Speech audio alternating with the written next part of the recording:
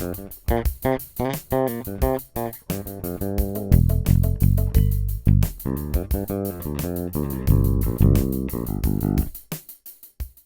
guys are in for a treat today. My good friend Rob Gourlay is here. Rob, thanks a million for coming, man. Glad to be here, Jim.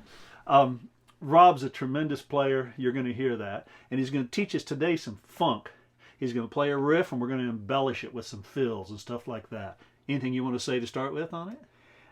Just that this is something that comes up. A lot of students will ask how to develop funk vocabulary. Oh.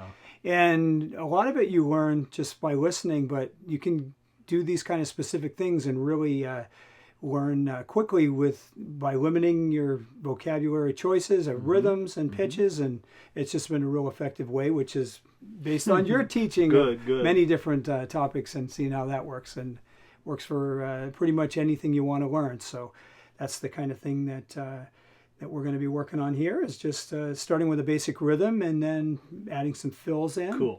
Cool. And having everyone copy those and learn them and add them to their vocabulary is the idea. Let me add, we're going to put up some PDFs of this, and while we're going to start playing right now, we'll stop and talk all this through a little bit later, okay? Let's get to some music right now, though, okay? Yeah. Here comes that play along.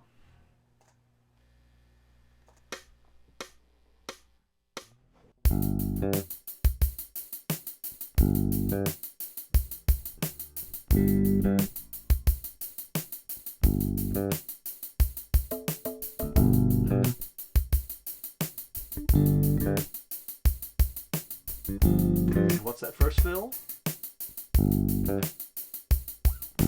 Killer.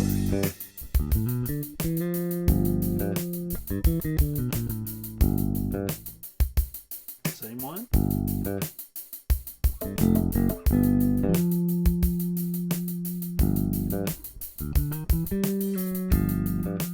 Let's do that same one again.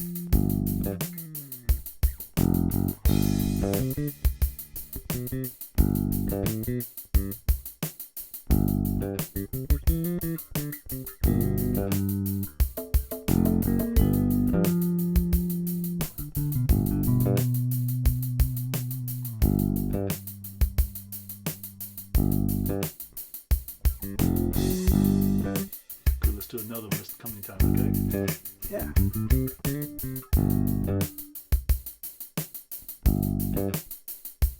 Oh, I like that.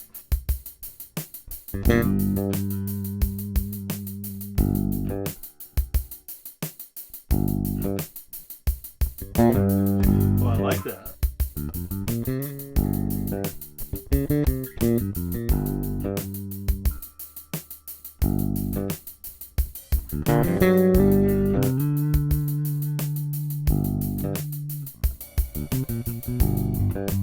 Do that one again.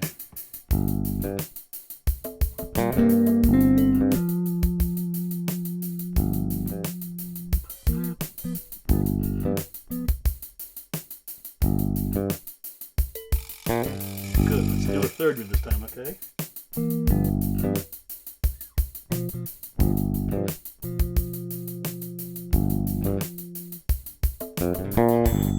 Whoa! That was cool. Again.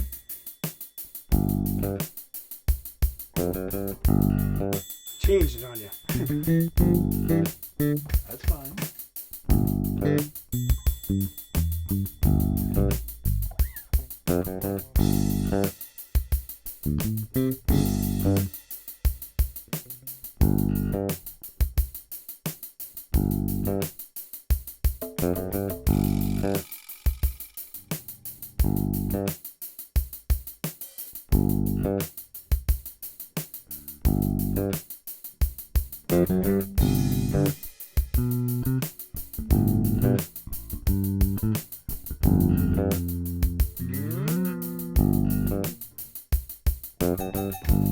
Nice cowbell.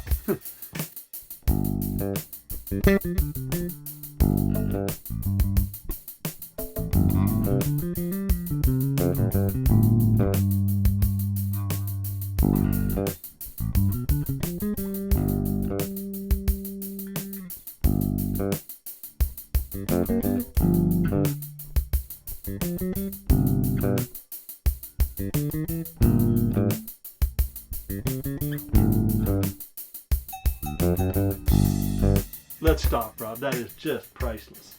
Whoop. There we go. I hope you dug that. It was grooving. Let's analyze it, okay? What's the first one you did? Show me that first one again. First one was just going down. We're in the key of G, and we're just going down to the flat 7, and then the half step up to the root. Yeah, and we were just doing quarter notes. That's right. So 1, 2, 3, 4, 1. And I was doing the same thing up here. 1, 2, 3, 4, 1. Again. 3, 1, 2. Sure, I was just doing some little harmonies and playing around. Excellent. What was that second one? Do you remember that? It's that bluesy sounding one. Oh, the second one was... Sure, that was it. So it's 1, 2, 3. Oh, excellent. Show us what that is. Tell us what that is. So it's just the flat third, so the B flat, and then to the root. You get that bluesy sound. Yeah.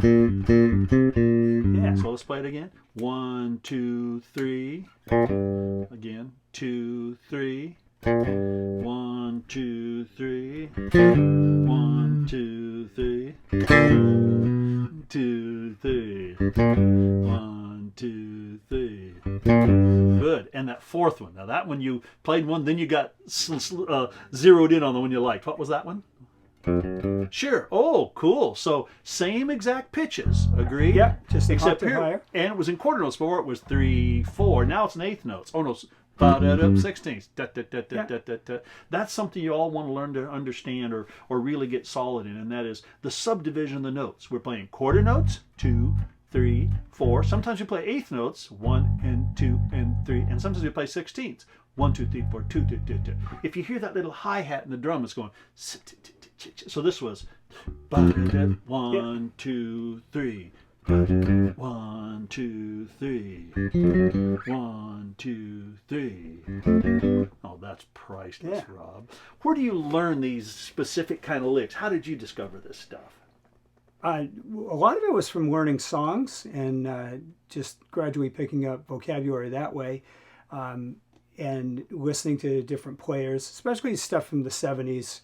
Which is what I grew up on. There was a lot of funk music, of course, and a lot of things. Seeing people play live too, seeing them and going, "What is he doing on that?" And then realizing, "Oh, that's just that same lick that I heard on the other record." So the shared vocabulary. Exactly. So then you're like, "Wait, there's not an infinite number of these things." No. I mean, there probably are, but there's the main vocabulary that kind of is what you think of as the style, and so you recognize, just like jazz language, when you hear one of these over and over, that, wait a minute, I know that one. Sure, sure. Name a couple of players, 2 or 3 players that during that period you loved to listen to and copy some of the stuff from. A lot of guys like Willie Weeks and James Jamerson too. That was earlier music. Sure. It wasn't necessarily from the 70s. But so a lot of funk players and R&B players, but even in something like Led Zeppelin, there's those same kinds riffs? of rhythms. Very similar, maybe a little bit more rock versions of them. Isn't that amazing how good music is good music? Yeah. There are some things that don't transcend style, but there are other things that it doesn't matter what style. They just sound good. And these are fundamental pitches and fundamental rhythms. What were you going to say? I was just going to say that you can tell that maybe somebody like John Paul Jones and Led Zeppelin listened to that same stuff too, and you hear it more and more in the playing. The more that over the years that you learn to recognize that. Exactly. I think it's all coming from the same kind of funky area, and that's what where they came from, and so you recognize it as you learn the language of it. That's totally cool. Let's do it right now, and let's do each one in a row. So we've got 3 of them. Okay. Ready? Just by ourselves. 3, 4, bop, bop. 3, 4, bop, bop. 3 and 4 and 1, 2. Here it comes. 3, 4 and 1, 2. Bop, bop. Was that the first one? Yeah. 3 and 4 and. What's the second one? 3 and 4 and. Minor third one? Yes. 3 and 4 and 1, 2, 3. Good. 3 and 4 and. And what's that third one coming up? Not yet. Here it comes. 1, 2, 3, was wasn't it da da da? Yes, you're yes, right, it yeah. was good. So let's review them. We got bo bo bo, and then bo beep boo, and then we got ba da da. Yeah. Right, good. Let's do them with our drum track. It'll be a lot easier. I think it'll sound cool. So let's try just to do those three, okay? If we can remember them.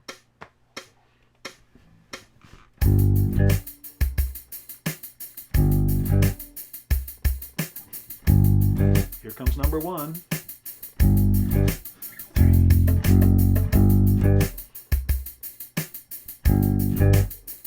Here comes number two.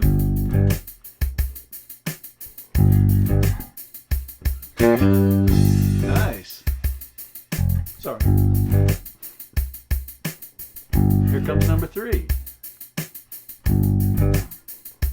Number four is on you. You get a new one.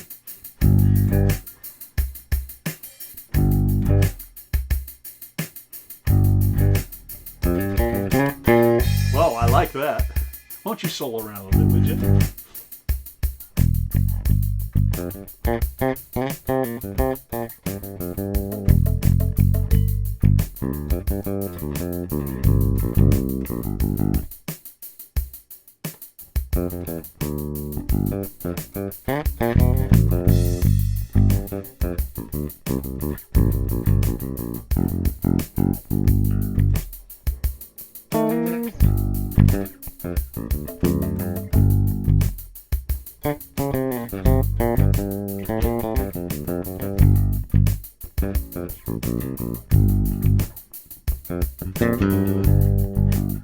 Heard that one before. I like it. Let's stop. Rob, this is priceless stuff.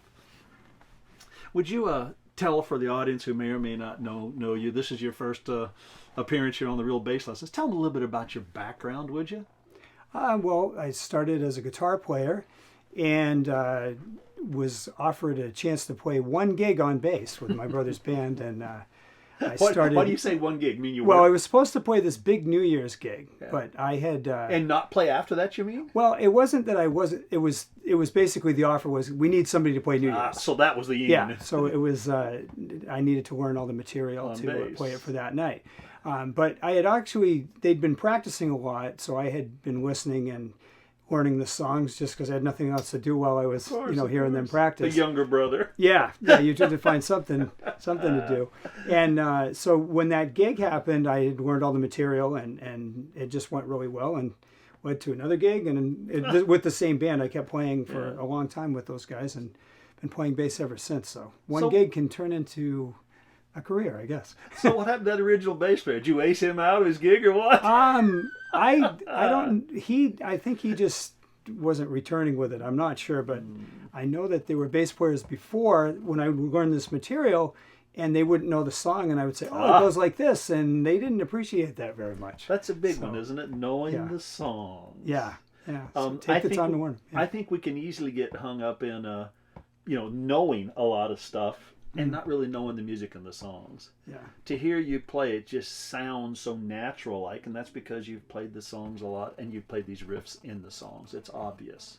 Yeah, it's definitely, like we've been talking, it's vocabulary that you just, if you have each piece of the vocabulary down smooth, and that comes from probably playing them in songs over and over and over. You don't even realize that you're developing that. Right.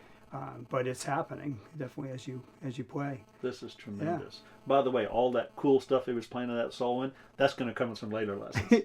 Because that wasn't magic either. I recognize. I've been playing with Rob for many years, and that's his vocabulary. I probably stole it all from you.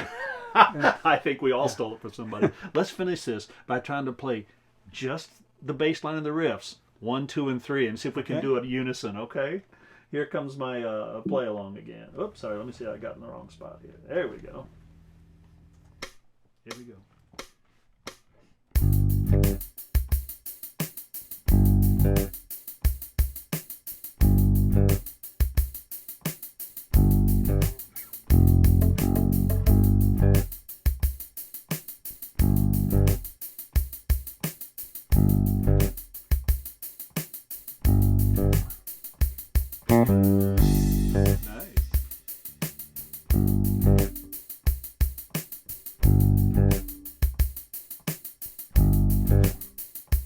Well, we got the gig.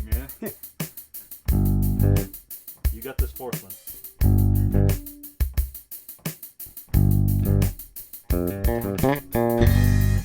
Yeah, let's stop. Rob, thanks a million, man. This is cool. Glad to be here. This is great fun. Learn these riffs. This is the ticket.